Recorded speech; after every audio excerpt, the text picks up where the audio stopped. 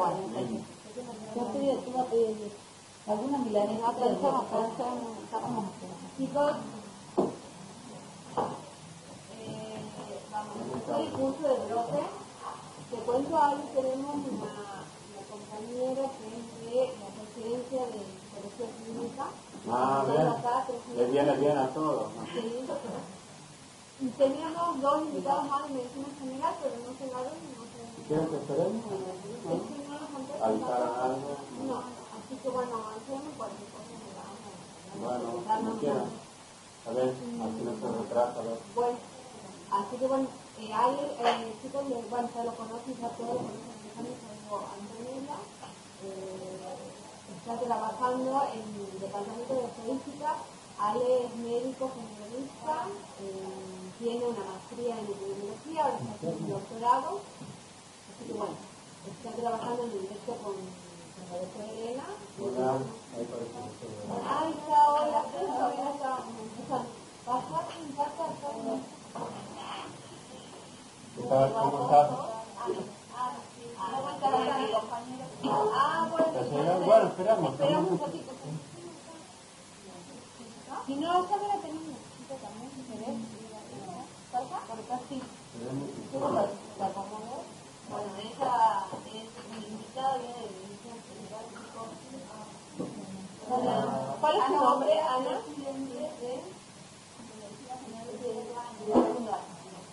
Bueno, te presento. Acá están los presidentes del gremio. Está Natalia, de primer año y medio. Gladys, de primero. Antonella, que es una persona que está con nosotros hasta 3 meses, que es de Psicología Clínica. Luz, que es del segundo año. A su lado está Lourdes, del segundo. Y Erika, de tercero. Que la que es presidente. Y el doctor Alejandro, que nos va a dar la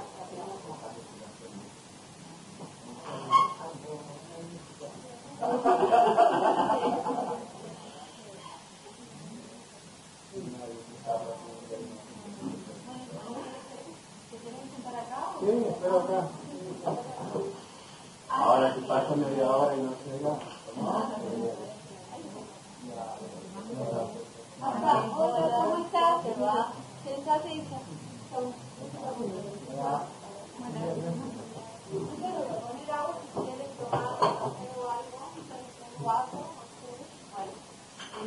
¿tu nombre era?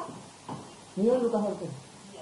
Lucas también es un invitado, un compañero que viene de la medicina general. Bueno, yo tengo a un presentado Lucas. Ahí tenés al frente a Alejandro, que tiene para dar la clase, médico generalista también, y epidemiólogo, y el resto de los que están, sus compañeros de la presidencia de epidemiología, son del primer y segundo año, y bueno, consiguen dos, para los chicos, para el presidente y María, que es los presidentes de la coordinadora y los Sí, lo conocemos ellos porque fue a la clase nuestra. A ver si.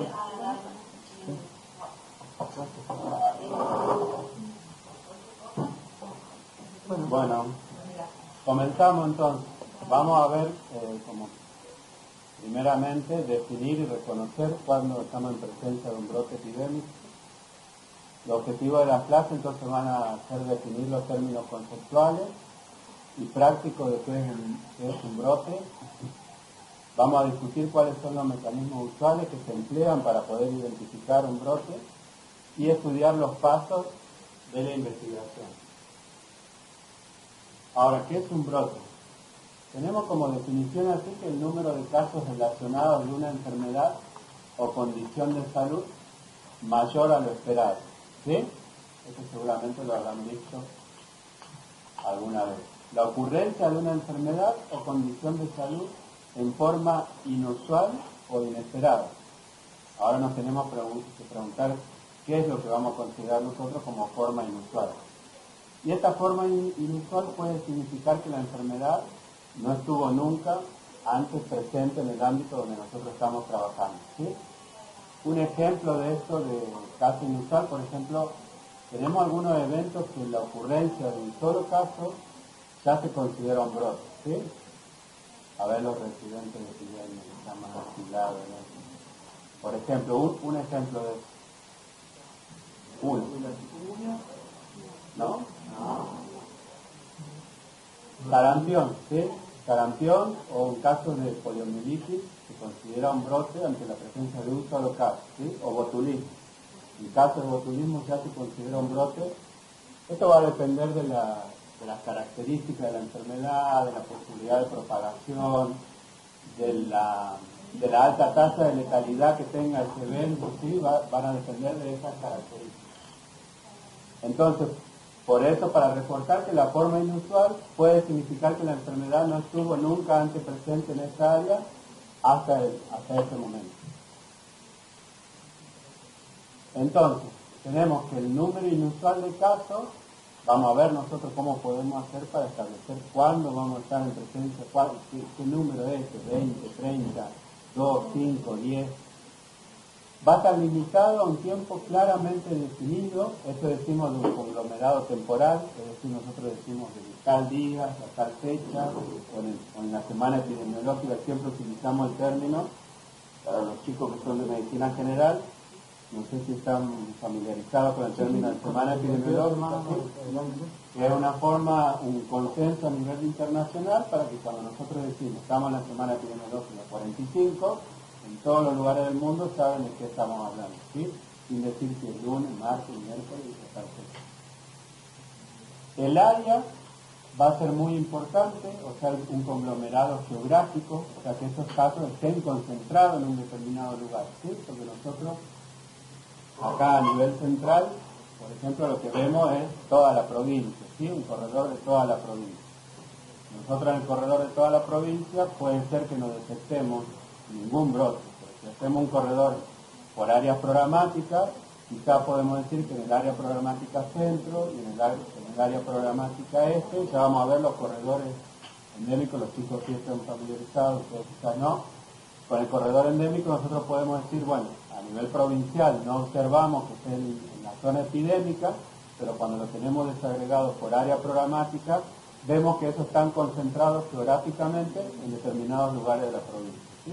Eso siempre, por supuesto que el nivel de análisis que nosotros hagamos, cuanto más fino vamos, o sea, vamos de una forma más puntual, pensando en lo que le estoy diciendo, nosotros tenemos el corredor provincial, podemos tener por área programática, dentro de las áreas programáticas tenemos la área operativa y nosotros lo mismo, quizá en el área programática no vemos que esté en zona epidémica, pero lo hacemos por área operativa y sí detectamos que, por ejemplo, en Lule está en zona epidémica, ¿sí? Esa es la importancia del conglomerado geográfico. Y el origen, que puede ser infeccioso o no infeccioso. Con nexo epidemiológico, que ya vamos a repasar después cuál es el concepto del nexo epidemiológico, ¿sí? Pero básicamente es que nosotros tenemos distintas formas de confirmar los casos, ¿sí? Cuando estamos en presencia de un brote, vamos a ver que el laboratorio no se le puede hacer, ni tampoco es necesario hacerle a todos los laboratorios, porque los recursos son finitos y porque también hay que usarlos de una manera óptima. Confirmamos algunos casos por laboratorio y después otros casos en dengue, eso es muy característico, le digo dengue porque es lo que más nosotros por ahí podemos estar asociados. En COVID también se confirma por nexo epidemiológico, es decir, alguien que estuvo en contacto con una persona que fue confirmado por laboratorio o que reside en una localidad, en un barrio, en una región donde está confirmada la circulación, por ejemplo, de dengue, ¿sí? Ya en determinada situación no necesitamos que esa persona tenga dentro de su grupo familiar un caso confirmado por laboratorio, sino que resida en el barrio La Bombilla, porque tenemos confirmado de que ahí está circulando dengue, ¿sí? Ese es el concepto de nexo epidemiológico. Entonces, otro concepto que a veces se los utiliza indiscriminadamente, pero no significan lo mismo, ¿sí? La epidemia. Cuando hablamos de epidemia, cuando hay una mayor población, la enfermedad ya está diseminada a lo largo de una mayor área geográfica, entonces decimos que estamos en una epidemia de dengue. Brotes. Brote es cuando una población es pequeña, con fronteras geográficas y de tiempo claramente definidas, ¿sí? Sería como un hermano menor de la epidemia, ¿sí? La mayor parte de la epidemia siempre comienzan con brotes, ¿sí? Brotes en determinados lugares, cuando ya hay una circulación generalizada y distribuida por diferentes lugares, ya estamos en presencia de una epidemia, ¿sí? Y estamos hablando de brotes. Otros conceptos también que son importantes diferenciarlos y que lo van a ver muchas veces, la endemia. Esta la diferencia lo van a ver bien después con el corredor, porque los corredores que nosotros tenemos son corredores endémicos, ¿sí? Y lo que buscamos en esos corredores es detectar cuando hay una epidemia. Entonces la endemia es la presencia habitual de una enfermedad dentro de un área geográfica, puede también referirse a la prevalencia usual de una enfermedad dada en esa área en un tiempo indeterminado. Y la epidemia es cuando ocurre un grupo de casos de enfermedad de naturaleza similar en una comunidad o región que es claramente en exceso de lo que nosotros esperamos normalmente. ¿Sí? ¿Qué ejemplo se le ocurre de endemia, de enfermedades que son endémicas? Tuberculosis, bronquiolitis, muy bien. ¿Qué más? Los corredores, chicos. A ver, los residentes de epidemia. ¿Qué corredores trabajan ustedes para el boletín epidemiológico?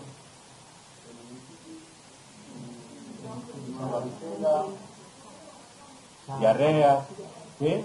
Son enfermedades endémicas que nosotros tratamos de buscar cuando ocurre una epidemia, ¿sí? Y la pandemia, que no hace mucho tiempo estuvimos en presencia de una, es cuando hay una epidemia y una distribución a nivel mundial. Entonces, acá va a aparecer la pregunta de cuándo vamos a investigar un brote, ¿sí? Cuando son distintas posibilidades en las cuales nosotros tenemos que investigar un brote. Cuando se trata de una enfermedad que está priorizada por el Reglamento Sanitario Internacional como un riesgo para la salud pública, cuando la enfermedad excede su ocurrencia usual, cuando la enfermedad parece que tiene una fuente común, cuando la enfermedad tiene una severidad mayor que la usual, ¿sí? Pueden ser casos de diarrea que tienen una gravedad con la cual nosotros no se presenta de esa forma, entonces hay que investigar por qué esos casos de diarrea están evolucionando de una forma más grave y poder establecer cuál es la etiología quizás de esas diarreas, ¿sí? Y cuando también la enfermedad es nueva, emergente o desconocida en el área. Acuérdense el año pasado cuando aparecieron los casos de legionelosis, ¿sí? En ese caso una enfermedad que no se había presentado de forma habitual y entonces eso fue un brote que es necesario investigar, ¿sí? Y cuando se mediatiza y genera una conmoción en la población, también es necesaria la investigación para transmitir tranquilidad a la población y dar una respuesta científica a ese temor que puede estar ocurriendo en la comunidad. Entonces, esto es la diferencia de endemia y epidemia así bien gráfico, ¿sí? Por ejemplo, estamos con casos de diarrea que es endémico y de repente hay un incremento y ahí hablamos de epidemia. ¿Sí? En este caso, ahí lo que observamos es la incidencia de la hepatitis en Tucumán, es una serie de tiempo de 1998 a 2010. Y en estos casos vemos la diferencia, en el año 99, por ejemplo, estaba de forma endémica y en el 2000 una epidemia, ¿sí? Fíjense el incremento de casos, de una tasa de 5 por 100.000 a 12 por 100.000, ¿sí? Más del doble. Después, acá están marcados los años endémicos y otra epidemia. Año endémico, otra epidemia, estos tres se consideran epidémicos por el número importante.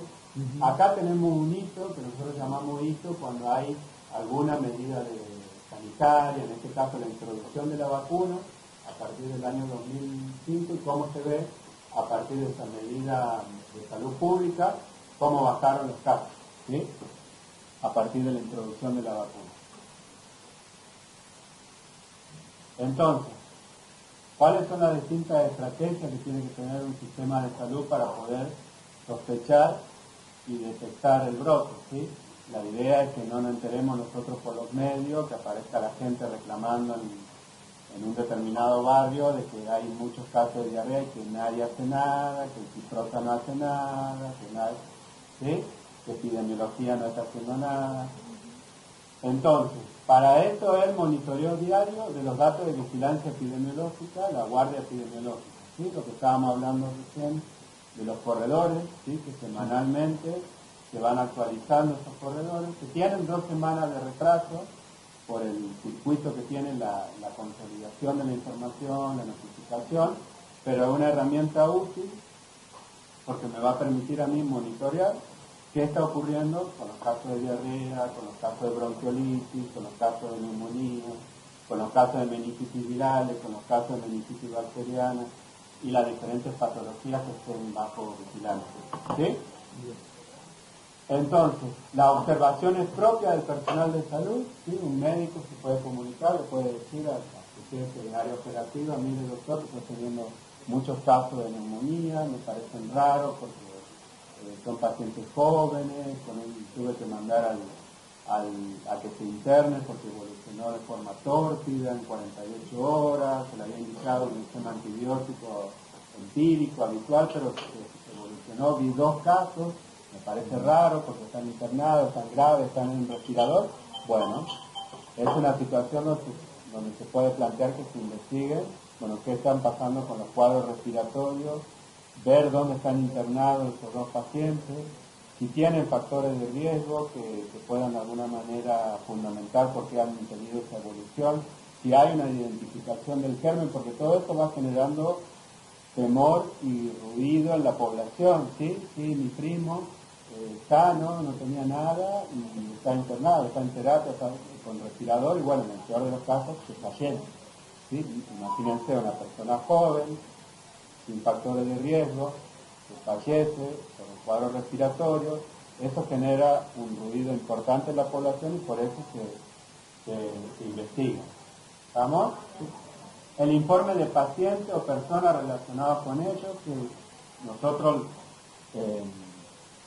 siempre abocamos, bueno, ustedes que son generalistas en formación, ya médicos, pero generalistas en formación, de la importancia de preguntar, y bueno, ¿hubo otros casos similares en tu familia, en tu barrio? Sí, no, siempre es una pregunta que muchos no la hacen, ¿sí? Y de esta manera uno puede detectar el brote. Sí, en mi familia están todos con diarrea y los vecinos también. Bueno, entonces ahí uno empieza a pensar en alguna fuente común, ¿sí? En las condiciones en que vive esa población, si tienen agua, si tienen un servicio de agua que sea potable, cómo es el sistema de excreta que tengan en el domicilio. Bueno, empezamos a pensar y siempre pensando de que puede haber algún virus o alguna bacteria circulando en esa zona. Entonces, la vigilancia de rumores en redes, ¿sí? Muchas veces, bueno, acá se investigan estos rumores, ¿sí? Esto es lo que le decía yo, un joven de 27 años que murió por un cuadro respiratorio, y bueno, ahí comienza la investigación que hacen los chicos, ¿sí? Llaman al sanatorio 9 de julio y preguntan, ¿está internado tal paciente de tal edad? ¿Le has tocado hacer eso, no? Sí. Vigilancia de rumores en redes, vigilancia de provincias o países vecinos, que llega la comunicación, por eso son importantes los alertas epidemiológicos que emite cada provincia, de decir, estamos ante un incremento de casos de bronquiolitis, y estamos en marzo, digamos, no es la época donde nosotros esperaríamos un aumento, y así el resto de las provincias, sobre todo las que somos vecinas, comenzamos a estar más atentos. Decimos bronquiolitis, pero dengue es lo más característico, ¿sí? Si nosotros sabemos que está circulando en Salta, en Jujuy o en Santiago del Estero, vamos a estar más atentos porque tenemos una comunicación importante con esas provincias, hay gente que vive en los 2 lugares, trabaja en uno y vuelve los fines de semana para el otro, para el otro y para la otra provincia. Hay muchos trabajadores golondrinas, ¿sí? Que se desplazan de acuerdo a las diferentes necesidades que hay de la producción. Bueno, en determinada época del año viajan a Río Negro. En Río Negro hay ciertas enfermedades que son características y que posiblemente se pueden detectar cuando ellos regresan. Van a Mendoza también, y bueno, así diferentes situaciones que nosotros tenemos que estar atentos. Y después los pronósticos que se hacen en la dirección, los pronósticos o proyecciones previas por una metodología que es ARIMA, por la cual nosotros establecemos cuál es la cantidad de casos esperados y vamos vigilando en función de lo que nosotros pronosticamos que se iba a esperar, si guarda relación con lo que está ocurriendo o hay un aumento. Entonces, esta cosa, porque para un sistema de vigilancia es muy importante, la detección de los brotes, ¿sí? En este caso vemos un caso hipotético, esto es una curva epidémica, que después van a tener una clase específicamente de curva epidémica. Esta sería una curva epidémica de un brote, ¿sí? De algo, de algún evento. Entonces, en este caso vemos la detección de un brote sin respuesta ni preparación. Entonces tenemos el primer caso, luego van aumentando los casos, hay una detección tardía, pero ya por esa detección tardía siguen ocurriendo la cantidad de casos, luego disminuye, hay una respuesta dilatada, y estos son los casos que potencialmente se podrían evitar si tenemos una detección tardía y sin respuesta ni preparación por parte del sistema de salud. Y este es el otro ejemplo, la detección de brotes con respuesta y preparación oportuna.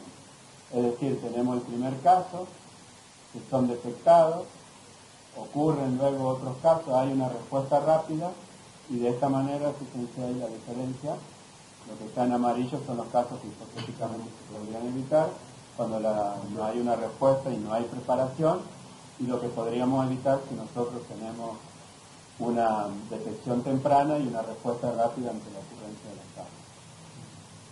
Eso es hipotético, esto es en la realidad, lo que ocurrió, por ejemplo, son dos curvas epidémicas de dos capitales del noroeste, la curva epidémica de dengue en dos capitales de provincia en el 2009.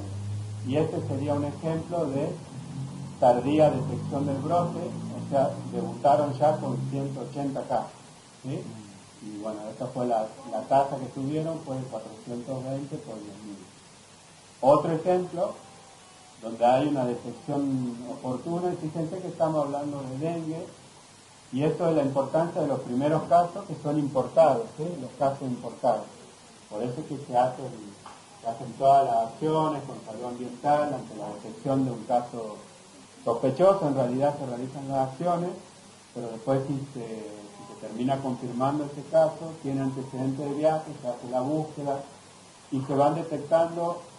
No se va a evitar la ocurrencia del brote, ¿sí? No hay capacidad de evitar que ocurra el brote, por la circulación, por las características socioambientales, pero sí lo que podemos evitar nosotros es que haya una explosión de casos y una situación en la cual los servicios se vean saturados, y cuando los servicios se ven saturados es donde hay mayor cantidad de gente afectada, y cuando al haber mayor cantidad de gente afectada es donde pueden ocurrir los casos graves, y cuando ocurren los casos graves es donde pueden ocurrir muertes a causa de esto, ¿sí?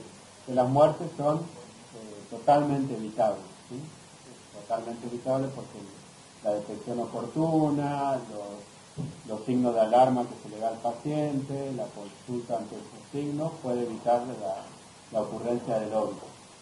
Entonces, por eso la importancia de estos primeros casos. Después dice acá, aumentan los casos importados, hay presencia de brote, pero fíjense que es diametralmente opuesta la situación en una ciudad y en otra.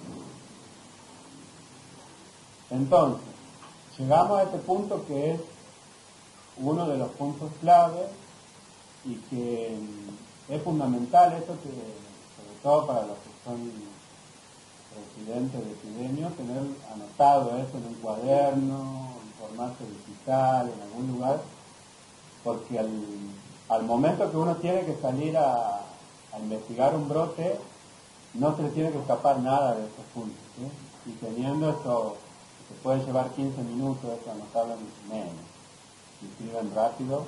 El tema es que escriban rápido y se entiendan, que no pase que después no lo entiendan, pero escribir esto y tenerlo anotado, o tenerlo en un Word, en algún lugar, es fundamental, porque siempre uno, obviamente que trata de estar organizado, con las cosas resueltas, las que se pueden programar, pero bueno, uno lo puede programar. Ay, sí, hoy es miércoles, vamos a tener un brote y vamos a salir a investigar.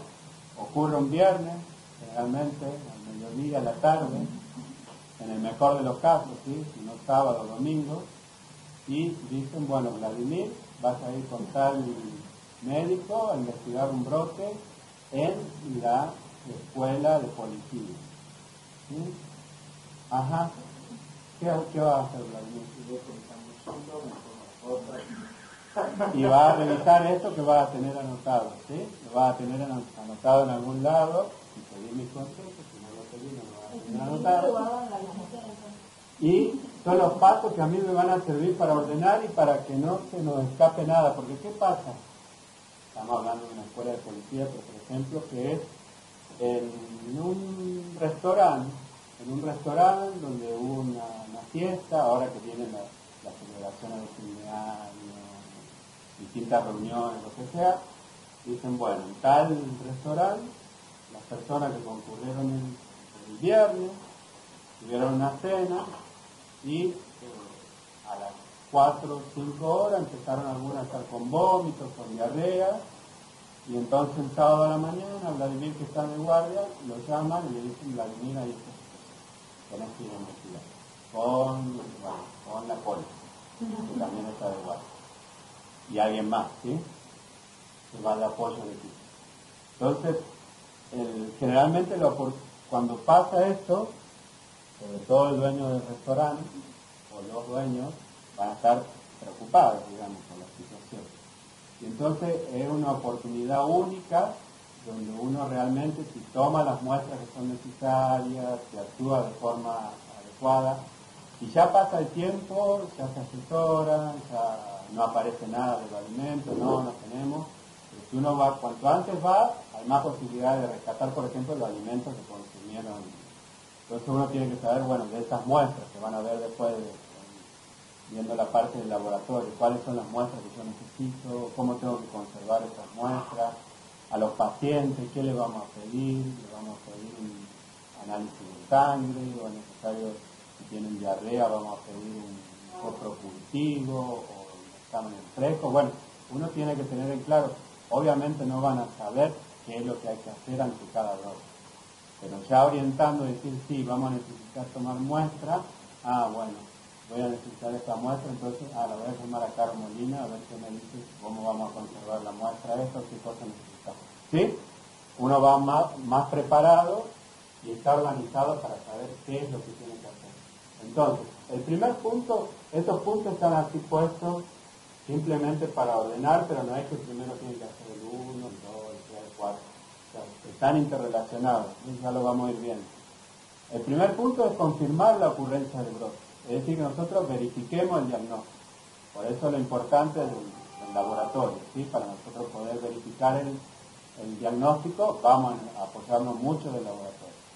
Organizar el trabajo de campo, que eso va a ser ahí, bueno, conseguir el móvil, si necesitamos el móvil, a dónde nos va a buscar, o va a pasar a buscar a uno, al otro, dónde nos encontramos, qué cosas vamos a necesitar, vamos a llevar las notebooks, tenemos que imprimir algunas encuestas, si tenemos que realizar encuestas, quién tiene la encuesta. Obviamente no está la Vladimir y la Colo solamente abocado a eso, sino que toda la residencia se va a poner a colaborar en la investigación del brote, ¿sí? Apoyado por el área operativa, a veces de una mejor manera y a veces de muy poca manera.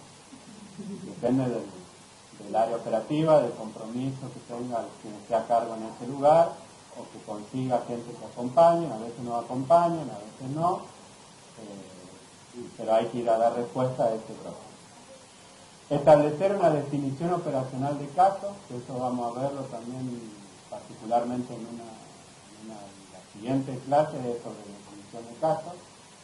Realizar la búsqueda activa, una vez que nosotros definimos cuáles van a ser los casos, tenemos que hacer una búsqueda activa. Hay que hacer una caracterización en tiempo, lugar y persona, es decir, la triada epidemiológica, ¿sí? Que tantas veces la ven, tenemos que hacer esa caracterización. Se desarrollan hipótesis, implementan medidas de control y prevención. Hay que hacer una evaluación de la hipótesis, un análisis exploratorio, tenemos que identificar cuáles son los grupos de riesgo, poner en marcha las medidas de control específicas, ¿sí? Por eso les decía de que no es que es el paso número 8, sino que todo se va haciendo en forma simultánea. Evaluar las medidas de control, refinar la hipótesis, conducir estudios adicionales y preparar un informe técnico de investigación de brote que al final de ese sábado va a ser la elaboración del informe preliminar para la autoridad, ¿sí? Para el secretario ejecutivo, para el ministro, para el intendente si es en otra localidad, o la intendenta si es en San Miguel, que va a querer que le envíe epidemiología el informe de esa investigación del brote. ¿Estamos? Sí. Ahora vamos viendo en detalle. Entonces, confirmar la ocurrencia del brote, dijimos que es verificar el diagnóstico. Este es un componente crucial y fundamental, por eso está puesto como paso número 1. Tenemos que verificar exhaustivamente el diagnóstico. Va a depender del número de casos que observamos nosotros versus el número de casos esperados. Ya vamos a ver cómo nosotros, distintas estrategias que tenemos para decir cuáles son los casos esperados. Vamos a tener criterios cualitativos y criterios estadísticos, y la investigación puede ser que continúe aunque nosotros determinemos que no es un brote, ¿sí? Eso de dar respuesta a la población, terminar con ese rumor o con ese temor que existe, nosotros continuamos igual con la investigación, aunque digamos no es un brote de diarrea, pues se continúa con la investigación. Entonces, hay algunas situaciones que pueden simular un brote, es decir, que nosotros tenemos una mayor cantidad de casos observados en relación a los casos esperados, pero hay un cambio en el procedimiento de reporte, puede haber un cambio en la definición de casos de vigilancia epidemiológica, puede haber un aumento del conocimiento o interés público, pueden haber métodos de diagnóstico que están mejorados, puede ser que es un nuevo médico, ¿sí? Que antes no se notificaba nada y él comienza a notificar, entonces nosotros comparamos los datos que tenía en esta comunidad que antes era nada y que ahora son 5, pero no es un brote, sino que en realidad se está notificando mejor. Cambio en la población, ya sea cambio, un aumento, o en el caso de Chagas, por ejemplo, que es una patología con mayor prevalencia en Bolivia, por ejemplo, y bueno, tenemos comunidades acá donde hay una inmigración importante de personas bolivianos, entonces eso es un cambio en la población, no que haya una circulación activa de Chagas. ¿Estamos? Y errores, pueden haber siempre errores de carga de datos por los data entry, ¿sí? O sea que en vez de piquear 20 bronquiolitis, ponen 200. Y no hacemos el corredor, nos llama la atención, y bueno, ahí siempre hay que corroborar. Siempre que aparece un corredor con la línea lejos de lo esperado, en una forma así que nosotros no lo podamos fundamentar, tenemos que pensar también que puede ser un error de carga que está sujeto siempre, ¿sí? Un error humano. Entonces, confirmando un brote, cuando se sospecha el brote, cuando hay una cantidad, como dijimos inicialmente, inusualmente grande de casos, esto ya es muy tarde. Los grandes tienden a ser siempre autoevidentes, son más difíciles de identificar durante el inicio. Los brotes pequeños son los que son difíciles de detectar y probar. ¿Cómo se puede determinar que la cantidad de casos es inusualmente grande? Esto es lo que vamos a ver ahora en detalle. Hacemos comparación de tasas, los corredores endémicos, el índice epidémico, que es otra medida que ustedes se la conozcan, y la probabilidad de paso, etcétera, también hay otras formas. Este es el corredor endémico. En este caso tenemos el corredor endémico de bronquiolitis de la provincia de Tucumán, ¿sí? Acá tenemos pintado de verde, de amarillo, de rojo, y cuando está en la parte blanca nosotros decimos que está en zona epidémica. Entonces, esta es una de las mejores herramientas con las que contamos. La sensibilidad va a depender de cómo fue el comportamiento de la enfermedad en los años anteriores. Lo que nosotros tenemos acá como esperado es el comportamiento de los 5 años previos, ¿sí? Por ejemplo, si es 2012, nosotros estamos evaluando 2011, 2010, 2009, 2008 y 2007, ¿sí? Esto está construido con la serie histórica del 2007 al 2011. Y en negro es lo que está ocurriendo en el 2012. ¿Entiendes? Y cuando está en esta zona, es zona epidémica. ¿Sí? Y generalmente en los meses de julio, donde comienzan a aumentar y donde tenemos... Pero hubo años donde esto ocurrió en septiembre, por ejemplo, ¿sí? O en abril.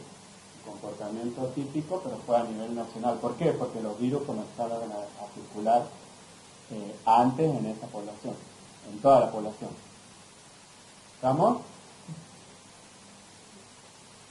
Entonces, el corredor endémico, ¿cuál es el propósito fundamental? Es detectar oportunamente cifras inusualmente altas de casos del evento en estudio en relación a los casos esperados, que son los que tengo yo acá dentro de la curva. Identificar el conglomerado o clúster temporal, ¿sí? Porque nosotros acá no tenemos, sí tenemos el lugar, por ejemplo, que ese sea el provincial, o el del área programática centro, o del hospital Néstor Kirchner. Esa es la ubicación que nosotros podemos tener geográfica o de lugar. Pero más que nada acá lo que tenemos en el tiempo, lo que va pasando en el tiempo. Esto va desde la semana epidemiológica 1 a la 52. ¿Sí? ¿Lo entienden ustedes? Que por ahí nunca lo han visto. Bien. Entonces, tenemos que detectar el evento dentro de la variación histórica, detectar conglomerados temporales y tendencia a corto plazo. Y nosotros siempre hablamos, a veces tenemos un aumento en una semana, como acá, pero para hablar de una tendencia, lo decimos cuando hay 3 semanas consecutivas que se observa ese aumento, porque si no puede ser que una semana aumenta, después disminuye, y al final, no, para poder observar la tendencia, decimos siempre, observamos que eso ocurra en 3 semanas epidemiológicas consecutivas, ya sea en ascenso o en descenso. Podemos revelar de esta manera las modificaciones o cambios de la tendencia como resultado de las intervenciones realizadas u otras situaciones. Entonces, acá tenemos el corredor endémico de picaduras por alacrán del año 2015. Fíjense cómo tiene el comportamiento, eso es lo que pasó, y ahí está la pregunta, ¿qué le parece? ¿Es un brote? ¿Es de la provincia de Tucumán? Sí, es total provincial. Un brote, sí, un brote, pero... ¿Sí?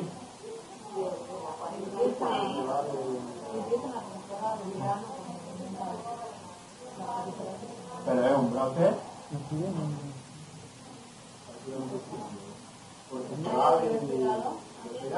Para mí es como en toda la provincia que es una epidemia. ¿Cómo es tu nombre? Sí, Luz. Ahí lo que dice Luz, repetilo Luz, fuerte.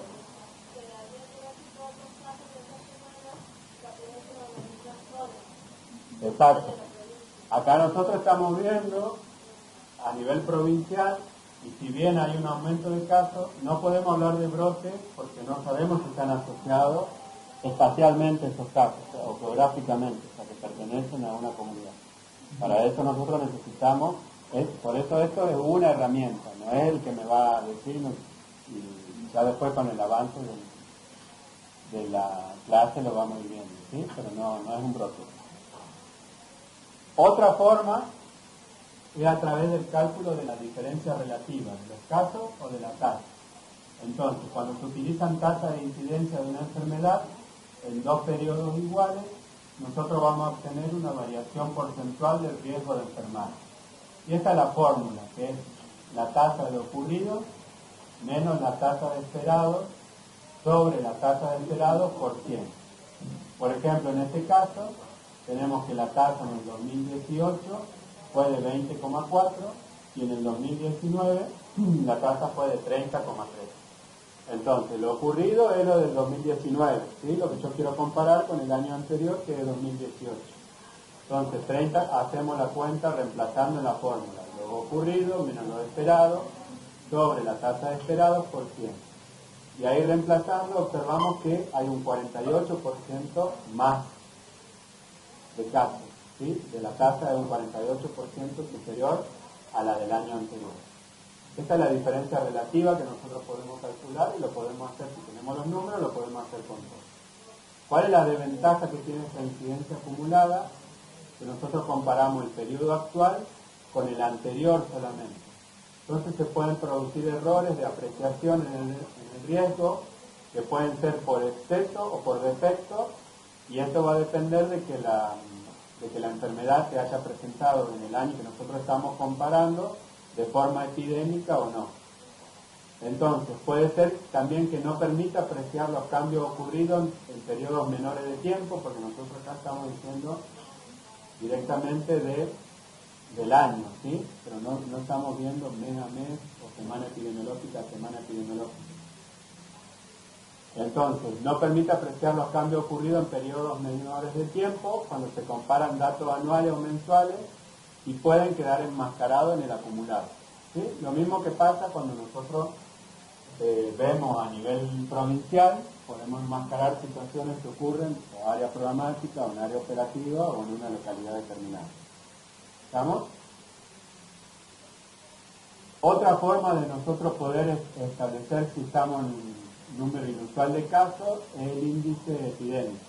Este lo conocen ya, ¿no? ¿Sí? ¿No? Es la razón entre el número de casos ocurridos sobre el número de casos esperados. La mediana que puede ser la mediana de los 5 últimos años para la misma semana o periodo. Y en este ejemplo tenemos los casos de varicela de la semana 31 de 5 años. Y el índice, lo que se hace es se calcula, o sea, los casos que ocurren en el año que nosotros queremos saber si el número es inusualmente alto, sobre lo esperado. En este ejemplo es 136 sobre 100 es 1,36. Y está establecido que si el índice es entre 0,76 y 1,24, se considera que está dentro de lo esperado, ¿sí? Por eso está en verde. Por sobre de 1,25, como en este caso que es 1,36, esta notificación se tiene que considerar como epidémica. ¿Estamos? Y acá esto visto en una tabla. Por ejemplo, en este caso, los casos de bronquiolitis del año 2019, y acá tenemos de la semana 1 a la semana 10, tenemos los casos por semana y por año, en el 2014, en el 2015, en el 2016, 17, 18, que son los 5 años previos, los que ocurrieron en el año que nosotros queremos saber si los casos están por encima de lo esperado o no, que es el 2019, la media de estos 5 años y el índice epidémico, ¿sí? Que son 139 sobre 89, que serían los casos esperados para la semana epidemiológica 1, de acuerdo a los datos que yo tengo de los 5 años previos. Hacemos el índice epidémico y vemos que en todos está aumentado, ¿sí? En las primeras 10 semanas que tenemos acá en esta tabla nosotros. 1,57, 2,11, 1,7, todo está por encima del rango que es 1,25. ¿Sí? Esa es otra manera. Pero tiene la dificultad de que este índice no tiene utilidad cuando son enfermedades poco frecuentes, es decir, que las oscilaciones en la incidencia causan grandes oscilaciones en el índice. Eso ya lo vamos a ver con el gráfico que sigue la diferencia. En este caso tenemos el índice epidémico de algunas enfermedades seleccionadas como parotiditis, rubiola, influenza, neumonía, y presten atención en este caso de leptospirosis, que no es un evento tan frecuente, pero cuando son eventos raros o con pocos casos, imagínense que generalmente nosotros tenemos 0 o 1 y después tenemos 5 o 4, pequeña variación en la cantidad de casos produce que este índice varíe de forma importante, entonces no es tan útil para los eventos raros. ¿Sí? ¿Entienden esta diferencia? Otra forma es a través de la prueba de chi cuadrado. Acá nos empezamos a complicar un poco. Tenemos acá con la prueba de chi cuadrado, ¿qué hace la prueba de chi cuadrado? ¿Qué me permite?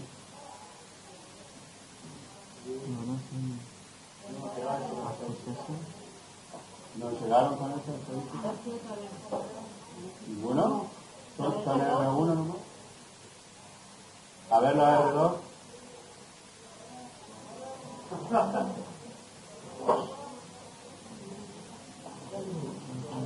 ¿Para qué me servía el chi cuadrado?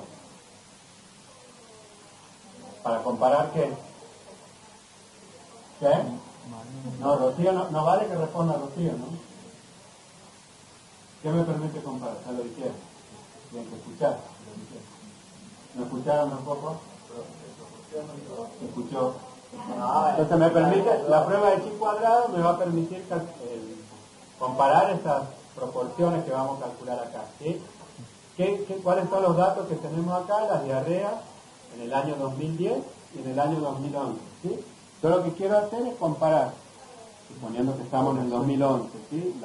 O estamos en el 2023, y queremos comparar si las diarreas que tenemos ahora en este momento, acumuladas, supongamos que tenemos todos los casos acumulados, son mayores a lo que ocurrió en el mismo periodo de tiempo del año pasado. Entonces, ¿qué calculamos? Vamos a calcular una tasa, ¿sí? Voy a dividir los casos de diarrea sobre la población y ahí voy a tener una tasa. ¿Sí? Y la tasa es una proporción. Nosotros estamos calculando qué proporción ahí tenemos dentro de esa población. Entonces, estos son los casos. La hipótesis que nosotros tenemos es que hay más casos en el 2011. O sea, tenemos 181 versus 122. Eso es el número absoluto. Mirando los números, yo sí puedo decir que tengo más casos. Pero para ir un poco más fino, vamos a necesitar cuál es la población, que es la de un área operativa X, que tiene 59.635. Esa es la población que yo tengo en esa área operativa. Entonces vamos a comparar esta localidad en dos momentos diferentes. Y vamos a decir si hay más casos de lo esperado, apoyándonos en la prueba de chi cuadrado. Esto suponiendo que la población tiene la misma cantidad de habitantes en los 2 años. Sí. Entonces, hacemos la tabla de 2×2, ¿sí? Hacemos la construcción de la tabla de 2×2. Acá tenemos el 2011 y el 2010, y acá tenemos con diarrea o sin diarrea. ¿Cómo obtenemos los casos sin diarrea? A la población total que tenemos nosotros le restamos esos 181. Y en el otro año a la población total le restamos 122. Y acá sumamos y tenemos el total de casos con diarrea. Acá sumamos y tenemos el total, y acá tenemos el total de las dos poblaciones. ¿Sí? Y ahí se calcula el chi cuadrado y es de 11,52 con una P de 0,0000. ¿Qué les parece esa P? A los de segundo año. Primero van a decir que no lo dio. Es menor a 0,05. Entonces, ¿qué quiere decir eso? ¿No hay? ¿O sí hay? Esto es significativo, ¿sí? El valor de la P básicamente lo que me va a decir cuál es la probabilidad de que esa diferencia sea por el azar, ¿sí? Por eso cuanto menor es mejor para nosotros, para decir, mejor diciéndolo así coloquialmente, ¿no? Porque la probabilidad de que esa diferencia sea por el azar es menor, esa probabilidad, ¿sí? Es bastante, hay que leer bastante para terminar de entenderlo, ¿sí? Pero básicamente es, si esta P sería, por ejemplo, de 0,2, es elevada la probabilidad de que sea por el azar, entonces no hay en realidad una diferencia entre esas dos proporciones que yo estoy comparando. ¿Se entiende? Para los futuros generalistas, que por ahí si no lo vieron puntualmente, es duro de asimilarlo. ¿Sí? Bien. Entonces, como esta es una P de 0,0, es menor a 0,05, es una P que nosotros le decimos significativa.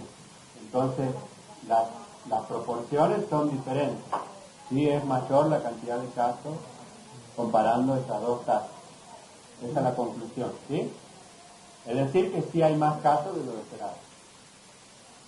En Stata, que esto es para los chicos de epidemio, esta es la orden, que es una orden, es Stata es un software que se utiliza para analizar datos, ¿sí?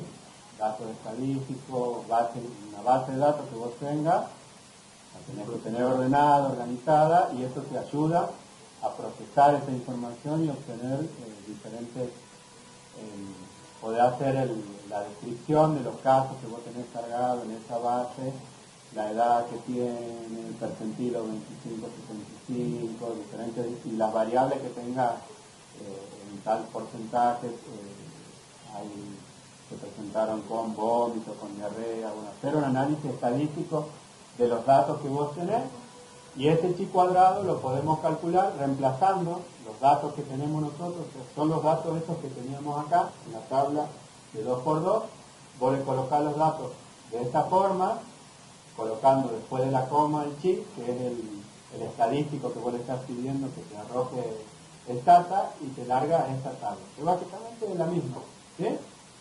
Es esta misma tabla, y acá te dice el chi cuadrado, que es el valor de 0,5 con esa P. ¿Vamos? Otra cosa que se puede hacer es la comparación de las incidencias. Estamos hablando ahí de riesgo relativo, con esta misma información que tenemos de los datos de diarrea. La tabla es la misma, 2011, 2010, con diarrea, sin diarrea, restando a la población total para obtener cuáles son los casos sin diarrea, y esta sería como es la orden en el mismo programa en Stata para hacer el cálculo del riesgo relativo, ¿sí?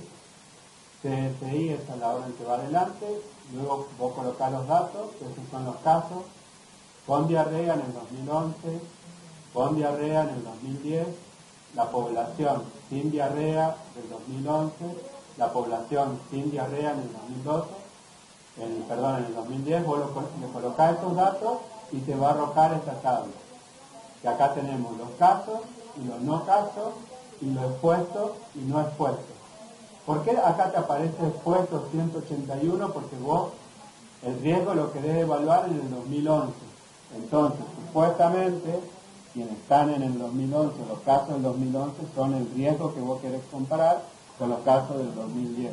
¿Sí? Ese es el razonamiento. Comparar el riesgo de un año con el riesgo del otro.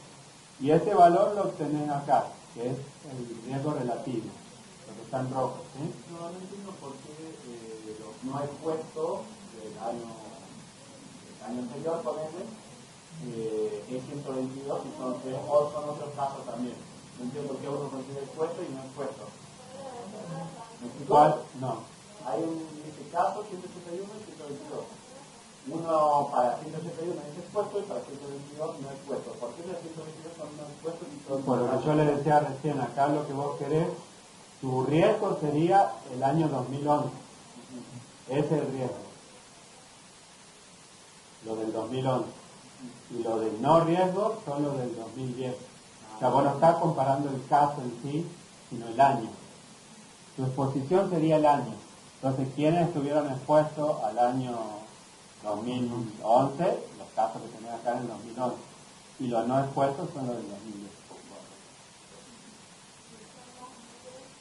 Y estos son los valores que te arroja, ¿sí? Es de 1,48 y va de 1,17 a 1,86. Sí hay un mayor riesgo en el 2011 comparándolo con el 2010.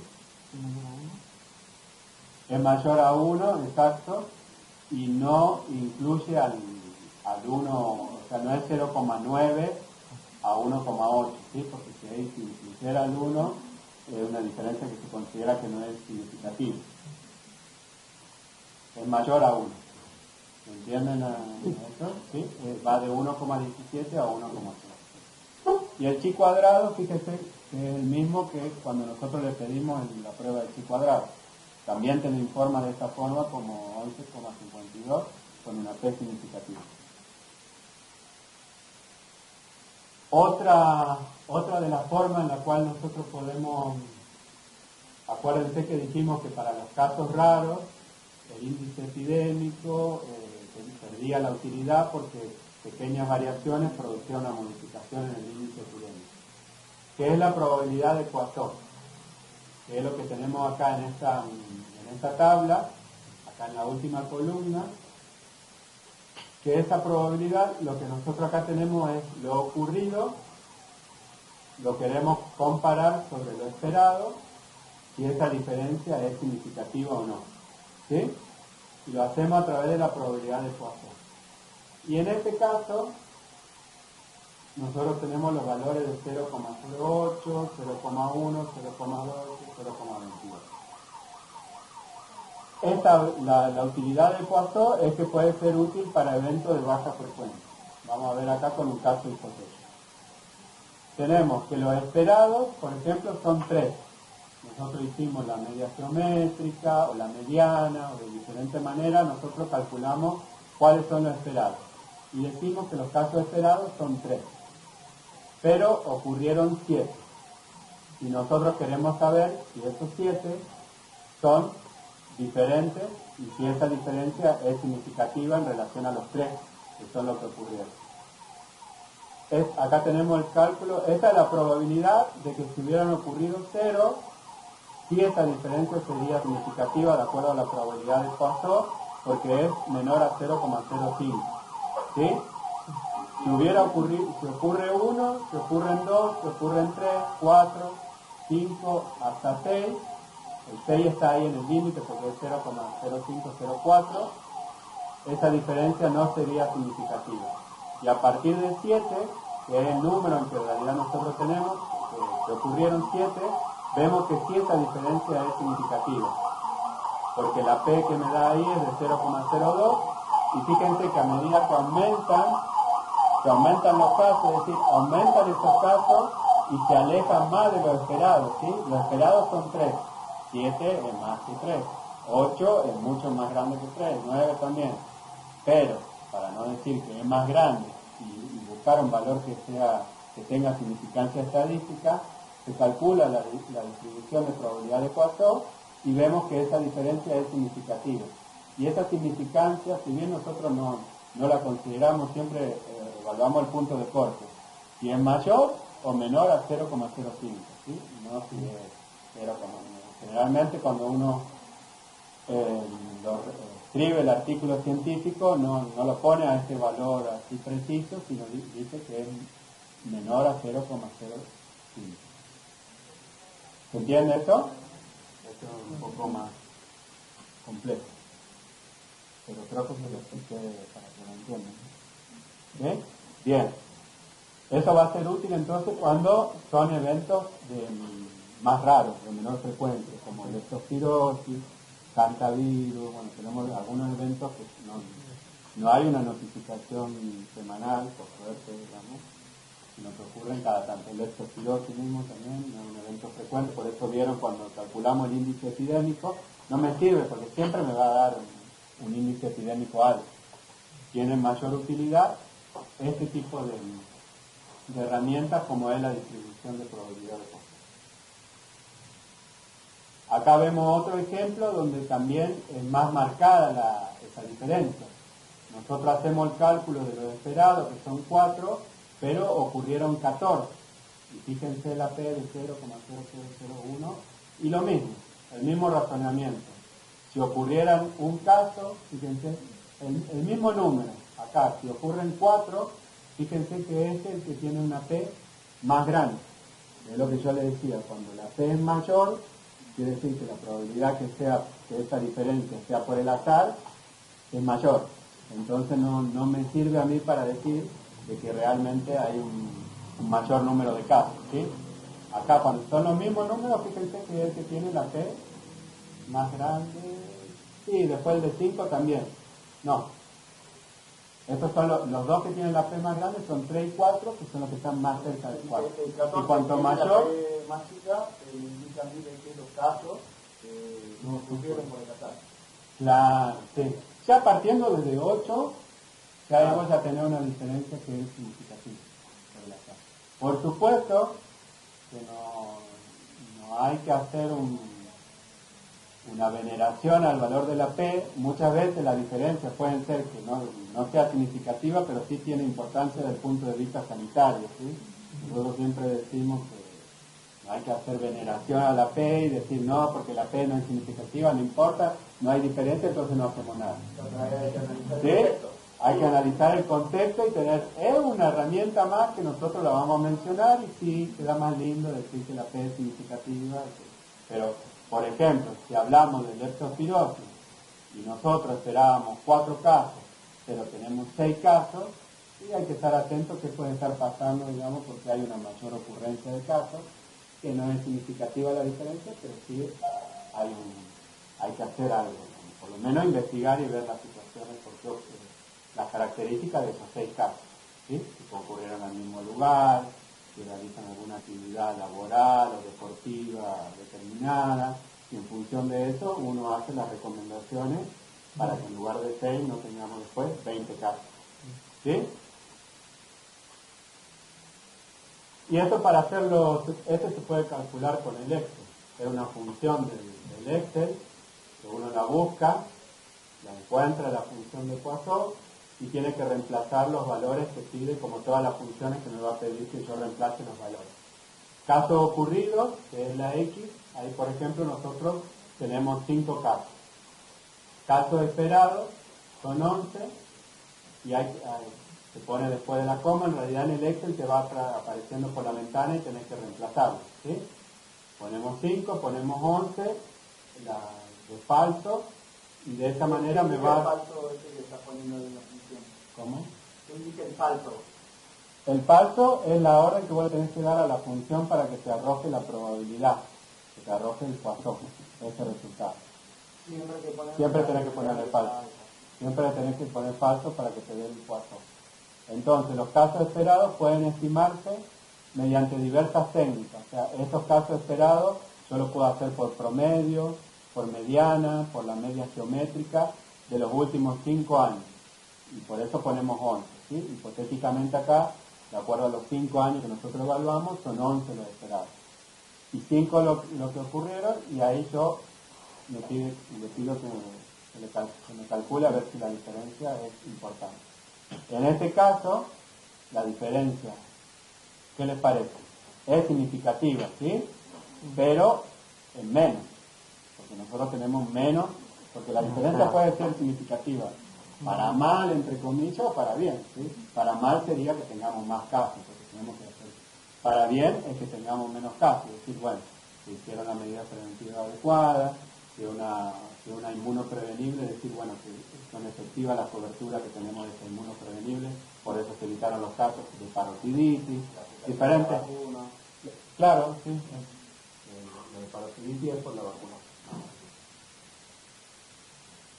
Pasamos a otro punto. ¿Cómo estamos haciendo? ¿Bien? Verificar el diagnóstico, que es revisar los hallazgos clínicos, obtener las muestras apropiadas, esto es lo que yo le decía, bueno, si es caso de diarrea, bueno, no le vamos a pedir análisis de orina, ¿no es cierto? Es un caso de diarrea. Hablando de un ejemplo así burdo, pero puede pasar. Definir, estudiar en un laboratorio de referencia, ¿sí? Si nosotros estamos buscando, investigando casos de dengue, bueno, ¿cuál es el laboratorio de referencia de dengue? ¿A dónde se envía la muestra? Revisar los resultados del laboratorio, porque también en el laboratorio pueden haber algunos errores, no es lo más habitual, pero uno tiene que siempre, puede ser un laboratorio que no es de referencia, entonces está utilizando una técnica que no es la adecuada, me está diciendo que tenemos casos, pero en realidad necesita una evaluación de la calidad de los resultados que está emitiendo ese laboratorio. ¿Sí? Por eso siempre nos vamos a apoyar en las muestras apropiadas. ¿Y cuál es el laboratorio de referencia? Que nosotros vamos a decir, bueno, no, está bien, ustedes lo hicieron, pero nosotros vamos a mandar el laboratorio de salud pública, que es nuestro laboratorio de referencia, y ahí vamos a corroborar la IgM de dengue que ustedes nos están diciendo que tienen 15 casos de dengue. ¿Estamos? El paso 2, que es organizar el trabajo, que esto creo que lo van a ver después, ¿no? Lo van a ver puntualmente cómo organizar el trabajo de campo. El paso 3, que es la definición e identificación de los casos. Ahí vamos a tener criterios clínicos, criterios de laboratorio y criterios epidemiológicos. Los criterios clínicos son los que van a tomar en cuenta los signos y síntomas. que tiene la enfermedad y que nosotros vamos a investigar. Los criterios de laboratorio va a tomar en cuenta la evidencia bioquímica, patológica o microbiológica de la infección. Es decir, nos vamos a apoyar en estudiarlo a estos casos que tienen una determinada clínica, tienen un determinado signo y síntoma. Y los criterios epidemiológicos toman en cuenta las características relevantes de la distribución que tienen esos casos en relación al tiempo, espacio y persona. ¿Sí? También el agente, el huésped, el ambiente. Vamos a considerar cuáles son los criterios de inclusión y de exclusión en relación al periodo de incubación, el periodo probable de exposición, el que hayan tenido contacto con casos índice, si son casos secundarios, si se trata de una fuente común, qué tipo de exposición tuvieron, si comieron o no comieron, si comieron la ensalada, si comieron la carne, si tomaron el helado. En el caso que nosotros estemos sospechando de que fue en una cena, bueno, pero en una cena no todos comen lo mismo, ¿sí? Hay gente que es vegetariana, entonces no come la carne, y quizás ahí nosotros podemos ir encontrando diferencias, no siempre casi siempre no se obtienen muestras de lo que consumieron, pero de acuerdo a la información que nosotros recolectemos del consumo, podemos establecer algunas hipótesis de cuál pudo haber sido el alimento que estuvo implicado en el brote. Restricciones sobre el tiempo y el área geográfica específica, es decir, en qué tiempo se presentaron. Los casos de diarrea aparecieron a las 4 horas, a las 5 horas, a las 6 horas, hasta el que llevó más tiempo, mayor periodo de incubación y presentó síntomas al otro día, a las 24 horas. Bueno, todo eso nosotros lo vamos a hacer con la investigación del brote. Y área geográfica específica, por eso siempre es importante preguntarle a las personas dónde reside, cuál es su domicilio, dónde trabaja, porque también el trasladarse al trabajo a veces es una exposición a determinados agentes, ¿sí? Y dónde trabaja, qué tipo de agua consumen, si la comida se la llevan o cada uno se lleva su alimento. Bueno, ir investigando todas las diferentes posibles fuentes de infección. La definición de caso, que ya lo vamos a ver en una clase así específica, pero también es importante por el conjunto la definición de caso va a ser el conjunto de criterios epidemiológicos y clínicos estandarizados para decidir si una persona la vamos a clasificar como que presenta una condición o no. Esto lo vamos a establecer nosotros en la investigación de cada brote. Cada brote tiene su definición de caso. Algunas pueden ser más fáciles, como gastroenteritis, ¿sí? Universalmente conocido como se define la gastroenteritis, y otras requieren más específico o mayor claridad. Por ejemplo, que estemos investigando un brote de rickettsiosis, de encefalitis de Sandwich, vamos a tener que incorporar en la definición de caso características propias de esta enfermedad. Y esto que ya lo dije anteriormente, pero siempre volvemos, las diferentes categorías que tenemos, ¿sí? Caso sospechoso, caso probable, caso confirmado. Estas son los distintos criterios epidemiológicos. El caso confirmado es el que tiene la confirmación de laboratorio o en algunas ocasiones nexo epidemiológico, como le dije al principio, ¿sí? Caso probable es cuando tiene características clínicas y o con estudios complementarios físicos, pero todavía no tenemos una confirmación del laboratorio, no tenemos un aislamiento del germen, de la etiología específica, ¿sí? Y caso sospechoso es cuando solamente nosotros tenemos características clínicas y sin ninguna confirmación del laboratorio todavía. Una vez que nosotros establecemos la definición de caso, vamos a tener que hacer una búsqueda activa de esos casos, porque por ejemplo a mí me notifican en un determinado caso, esto que les decía, que tiene una presentación de cuadro respiratorio en personas jóvenes con una gravedad inusitada. Entonces, vamos a ir a ese caso, vamos a establecer cuál es la definición de caso sospechoso. Bueno, persona joven que haya presentado cuadro respiratorio con tal cosa. Vamos a hacer una definición de caso y vamos a hacer una búsqueda activa de los posibles casos. ¿Entienden? En la población, en los ámbitos o grupos específicos de una escuela, establecemos la definición de caso y buscamos todo aquello que puedan cumplir con esa definición de caso. Para cada lugar va a haber una definición de caso de ser necesario.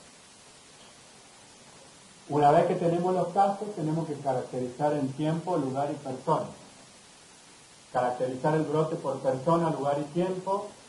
Acá nos va a ayudar mucho la curva epidémica, un mapa con la ubicación de los casos, las características personales de la persona, es decir, la edad, los signos y síntomas que presentan, el domicilio, diferentes variables o exposición, si son trabajadores de una determinada área, diferentes cosas que nos van a ayudar para poder caracterizar en persona, en lugar y en tiempo, ¿sí? Que es la triada epidemiológica.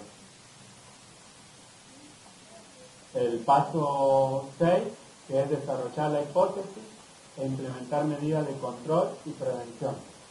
Luz, si querés tomar algo para estar durmiendo. Bueno. Si pongo ahí paso, si puse algo ahí para que me pueden calentar, si tienen un café, pues traigo taza, café, té, tengo café, té, mate, cocido, y ya después hacen ¿está caliente? Sí. Jaleo, un café o algo. Bueno, sí, un café. Sí.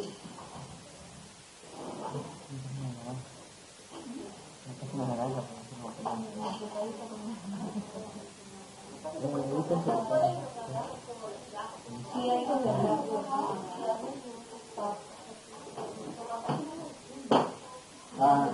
Bueno. Para protegerlo.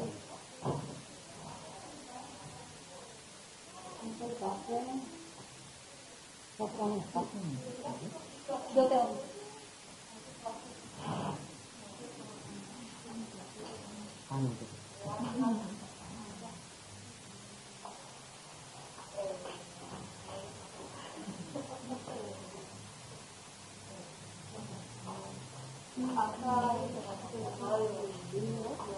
Son para seis. Acá.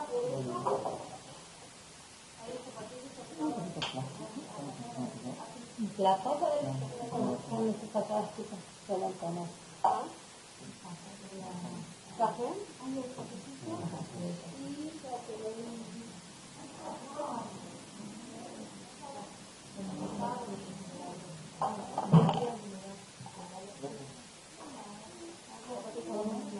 Sí, acá tengo.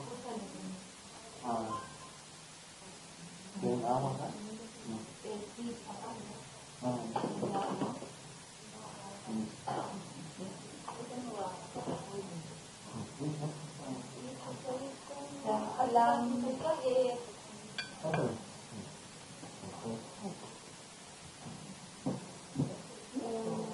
Hay agua. Sí, vuelven. Y mate cocido. Acá hay azúcar. ¿Edulcorante preferís? Bueno.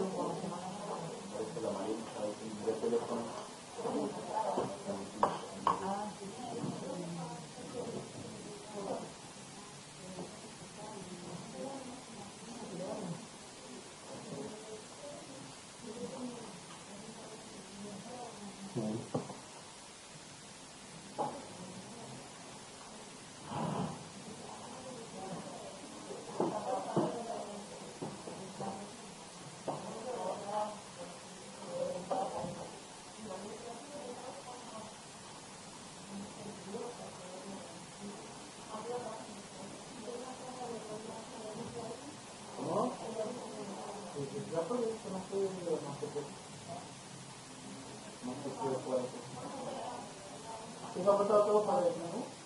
Sí. que no están acá, listo. 8, listo.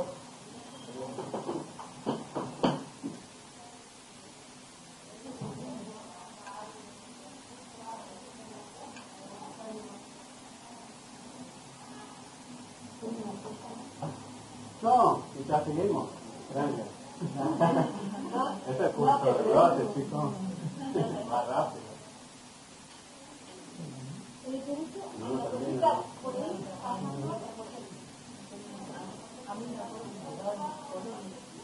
Claro.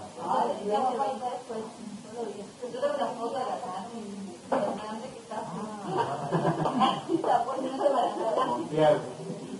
encima eso estaba virtual porque nosotros teníamos burbujas una semana uno, una semana la otra, no me acuerdo bien cómo estaban los años. ¿Te acordás? Que había uno por una semana cada uno. y después Presencial. Igual sí, estaba la gracia. había que estar 24 pies. Cuatro acá vez teníamos un pedazo.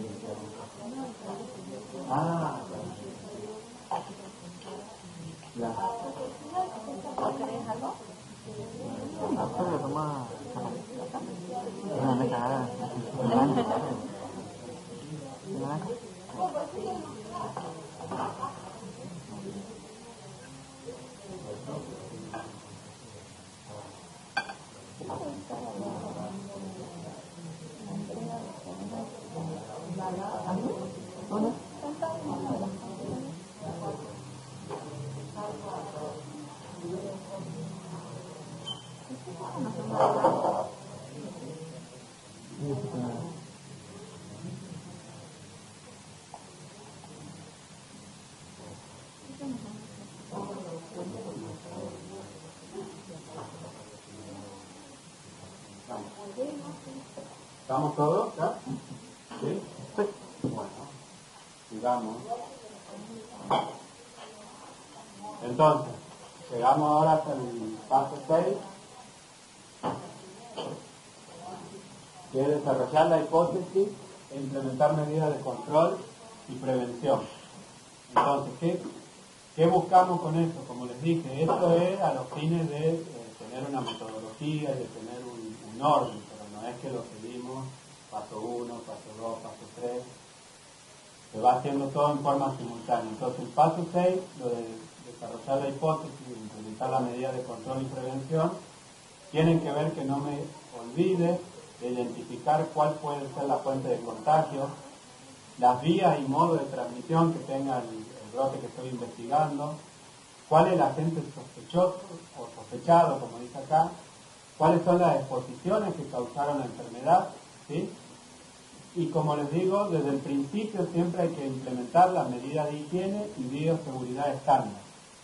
Hay las medidas de bloqueo, si es que corresponden, y preparar los impresos y las recomendaciones para diferentes ámbitos. Los impresos y las recomendaciones son, por ejemplo, bueno, qué hacer ante la presencia de determinados síntomas, que consulte al CAP más cercano. Lo tenemos que tener nosotros material para dejarle a la población, ¿sí? Para dejar en el lugar donde vamos a investigar el brote. El paso 7, que tiene que ver con evaluar la hipótesis, análisis exploratorio e identificar los grupos de riesgo. Nosotros tenemos que identificar cuáles son los grupos de la población con mayor riesgo, es decir, si ese brote afectó más a las mujeres, a los hombres, a los dos por igual, si afectó a los mayores de edad, a los niños. Comparación de la hipótesis con los hechos establecidos, o sea, la hipótesis que yo me planteé y va tomando forma o no tiene absolutamente nada que ver con la fuente de contagio que yo me planteé.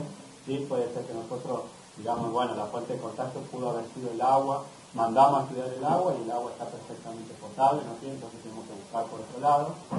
La epidemiología analítica de la información disponible, podemos hacer estudios de cohorte, estudios de caso y control, Esto sobre todo si nosotros recolectamos la información y tenemos para poder comparar, volviendo al ejemplo de una ETA, de una enfermedad de transmisión alimentaria, de un brote que sea por transmisión alimentaria, que comieron algo que estaba en mal estado, que estaba contaminado y por eso ocurrieron el brote de diarrea, de vómito, la gente llama así, un tratamiento de 200 personas, hay 100 que manifestaron que están con diarrea y queremos que investiguen. Cuando nosotros investigamos, contactamos a los casos, se le hace la encuesta a los casos, ahí es donde nosotros le vamos a preguntar, bueno, tenemos que tener nosotros cuál fue el menú fue pollo grillado con ensalada de champiñón, y ensalada de tal, y ahí empezamos, ¿usted comió ensalada? Sí, no. ¿Usted comió los champiñones? Sí, no. ¿Tomó el helado? Sí, no.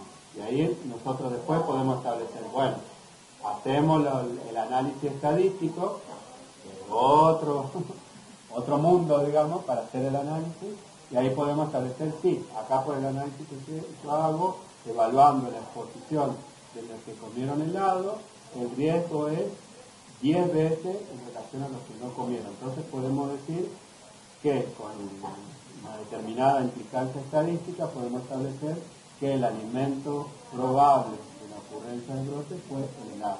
No podemos afirmar nosotros si no tenemos una muestra de ese helado analizada y que diga que está contaminado, pero sí por la investigación y por un análisis que ya es analítico, digamos, en más detalle, no es descriptivo. Descriptivo que yo diga las personas de tal edad que prestaron tal característica.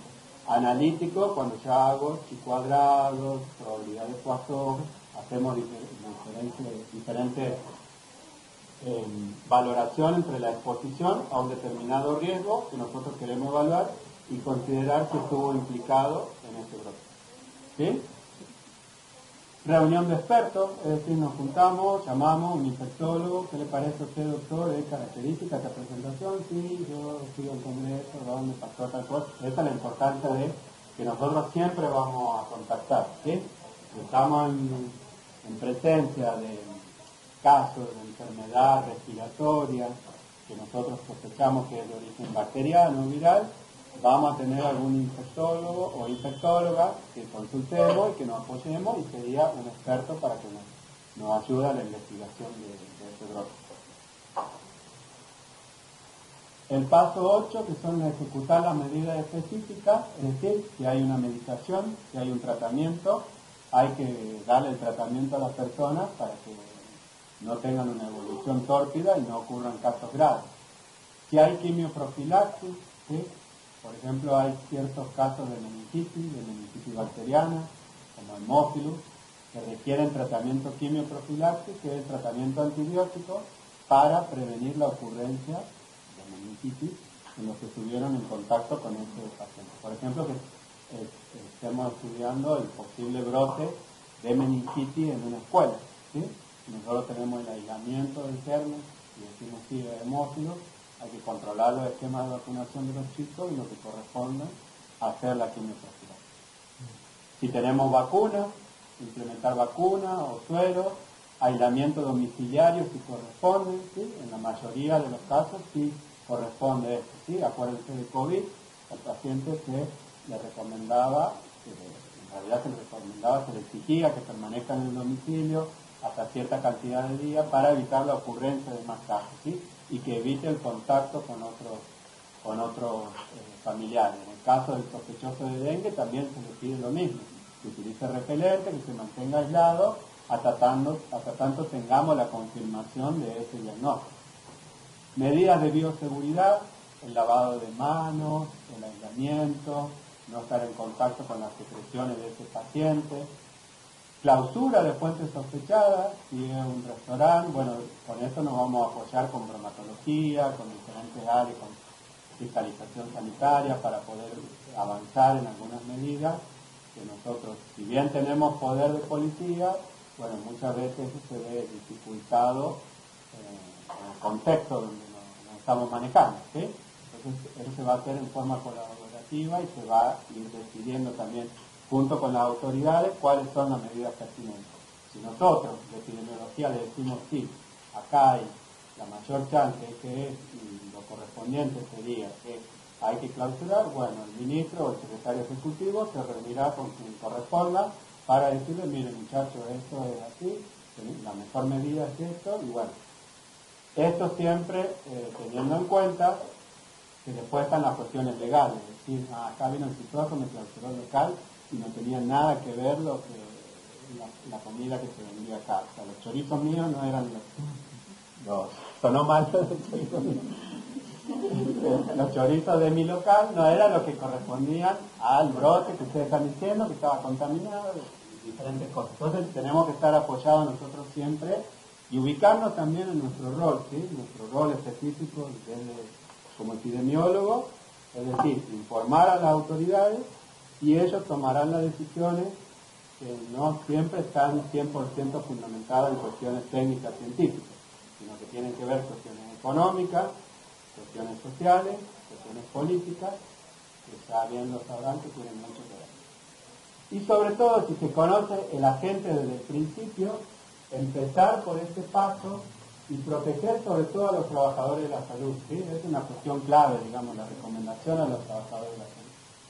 Todos sabemos que las medidas de bioseguridad no siempre se utilizan de forma correcta, muchas veces no tenemos, digamos, o sea, no hay, o sea, nosotros queremos equipo de protección personal, pero no tienen, no hay, o le dicen que reciclen, que utilicen ciertas cosas, bueno, son cuestiones que hay que tenerlas en cuenta y uno siempre va a dar su opinión en función de lo que cree que es mejor. A veces es bien tomado y a veces no es tan bien tomado. Pero uno teniendo el conocimiento puede decir, mirá, los equipos de protección personal son de uso individual y no son para reciclar, ¿no? Son personal. Si no, no sería equipo de protección personal. Y proteger a los trabajadores de la salud, porque cuando nos convocan a nosotros es porque necesitan y requieren de nuestra intervención oportuna, ¿sí? Y de dar las recomendaciones oportunas. El paso 9 es evaluar las medidas de control, poder refinar la hipótesis y conducir los estudios adicionales que correspondan. Es decir, esto lo van a ver cuando vean el comportamiento, hago así porque es la curva, ¿sí?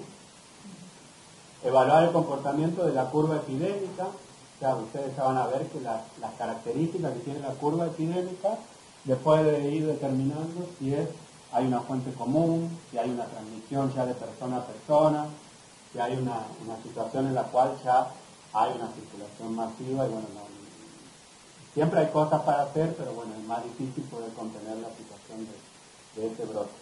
Sobre todo las que se transmiten de persona a persona, ¿sí? Acuérdense, por eso cuando nosotros todavía no teníamos casos de COVID confirmados, que sean autóctonos, se hacía esa búsqueda exhaustiva de los casos, de los viajeros que venían de Estados Unidos, de España, de diferentes lugares, se lo iba a la casa, se le tomaban las muestras en la casa, se lo aislaba de todos sus contactos, en determinado momento eran en hoteles, solamente en hoteles.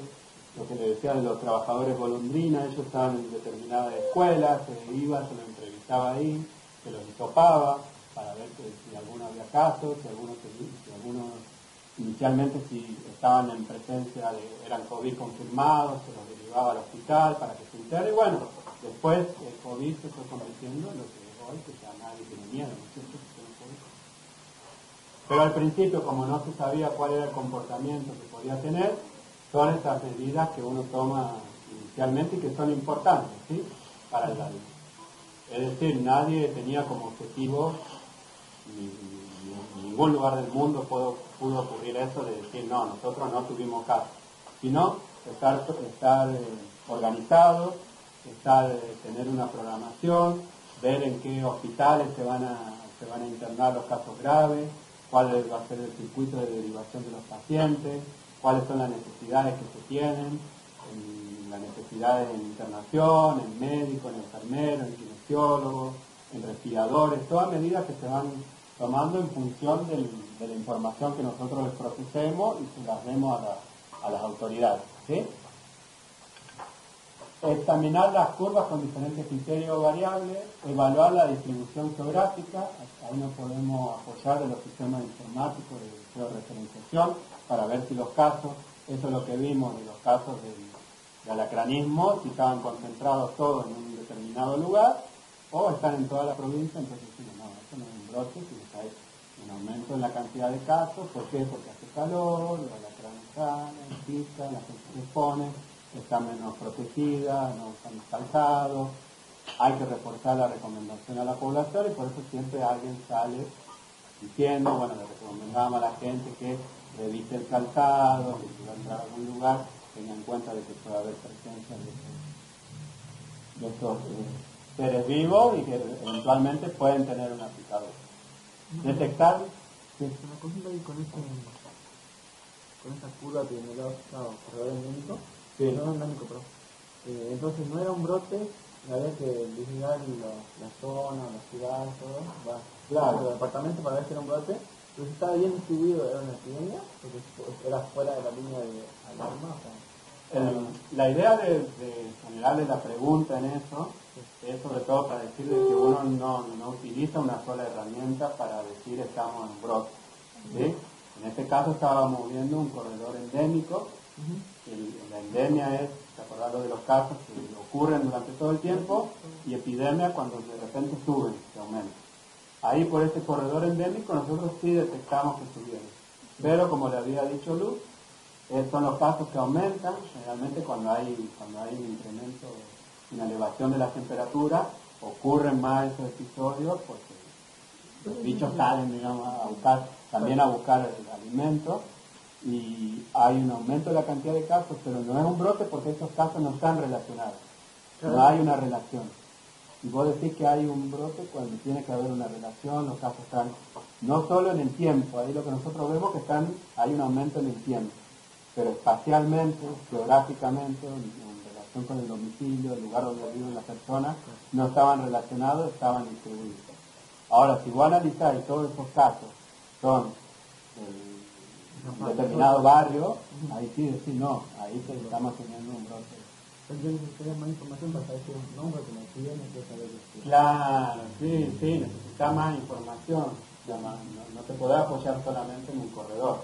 No, y aparte que para que sea una epidemia tiene que ser muchísimo más fácil, ¿no? Por eso él decía al principio, bueno, también, pero en este caso, primero un brote y después era como... Que la epidemia es cuando hay una distribución ya geográfica en la epidemia.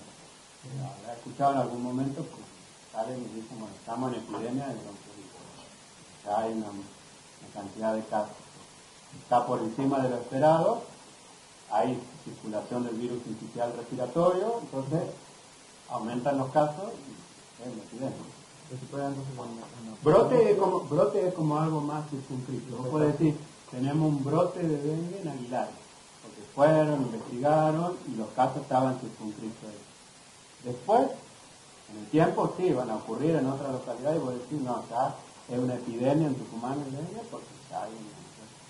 Obviamente en todos estos términos se utilizan de forma política, por así decirlo. ¿Sí? No es un brote, es una epidemia, no es una epidemia, no es un brote. Pero técnicamente la definición de epidemia es cuando ya hay una distribución geográfica ampliada, ¿sí? No es en Aguilar, es en Aguilar, en Concepción, en San Miguel de Tucumán, en La Banda.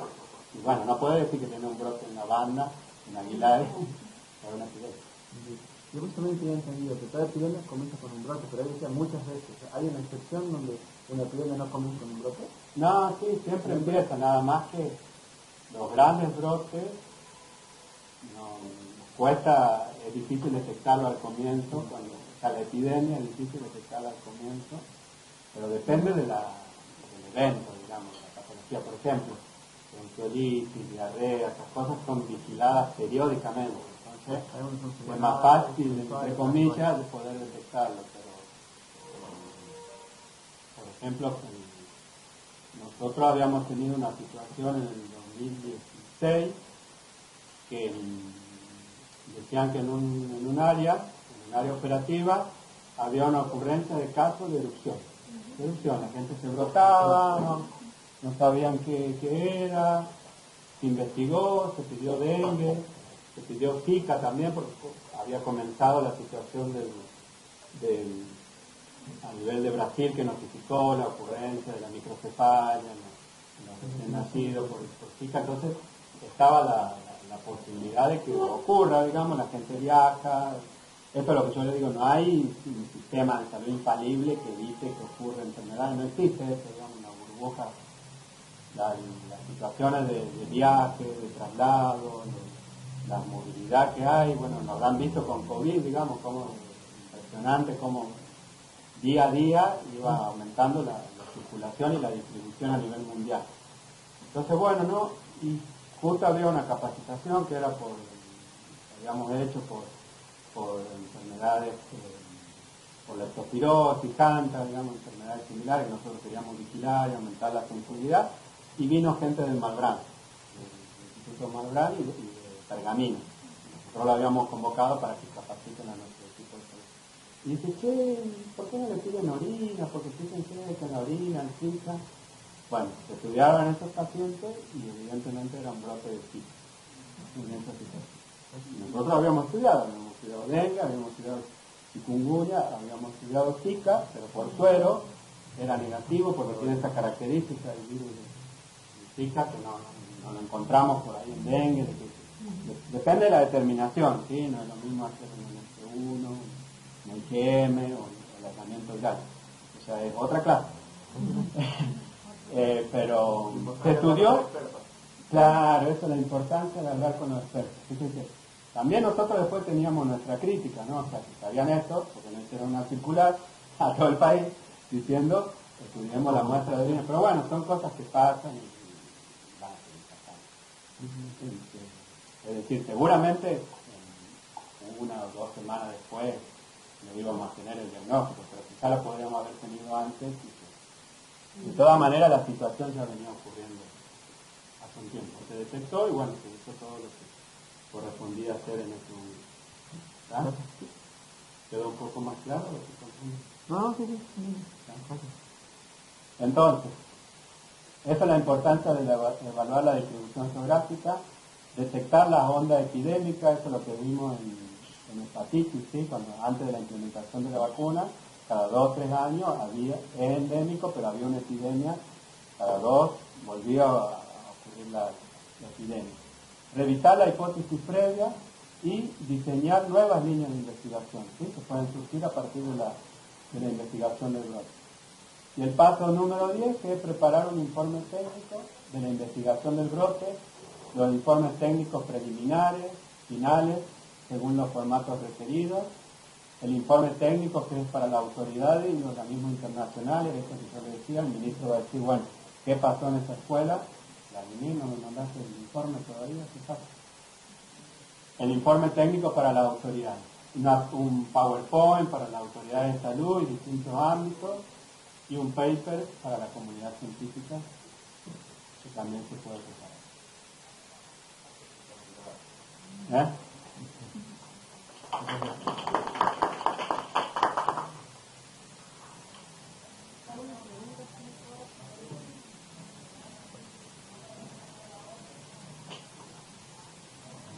Dudas, consultas.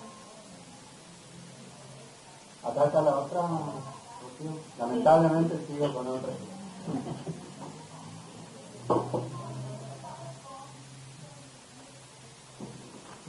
Esta va a ser más práctica, van a participar más. Hemos tenido una investigación de un brote que era una escuela. Habían pensado que unas maestras que se les aparecieron cerca de la sala de docentes. Bien.